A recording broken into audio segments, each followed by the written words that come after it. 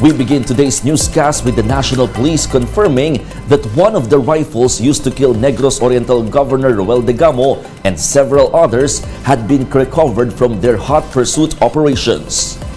PNP spokesperson Jean Fajardo said ballistics and cross-matching tests proved that the weapon recovered from one of the arrested suspects was the same one used to kill Degamo.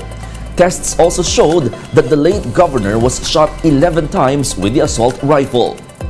Police are also investigating the security detail assigned to Degamo since they were nowhere to be found after the assassination. Meanwhile, authorities are still looking for 4 persons of interest in the killing.